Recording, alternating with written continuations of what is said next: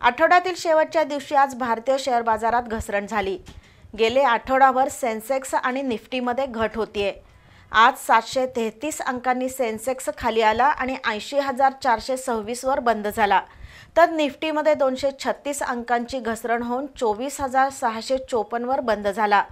प्रामुख्याने फार्मास्युटिकल कंपन्यांचे शेअर्स आज घसरले। परकीय गुंतवणूकदारांनी विक्रीला प्राधान्य दिल्याने गेले आठवडाभर भारतीय शेअर बाजारात घसरण सुरू आहे। अमेरिकन डॉलरच्या तुलनेत भारतीय रुपया कमकुवत झाला। 88 रुपये 80 पैसे म्हणजे $1 अशी आजची किंमत आहे।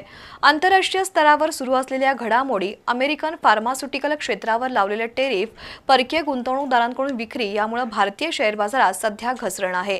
आजही सेन्सेक्स 733 अंकांनी कोसळला आणि 80,426 वर आला, तर निफ्टी 236 अंकांनी खाली येऊन 24,654 वर आला। सर्वात जास्त म्हणजे 5% घसरण फार्मा कंपन्यांच्या शेअर्समध्ये झाली।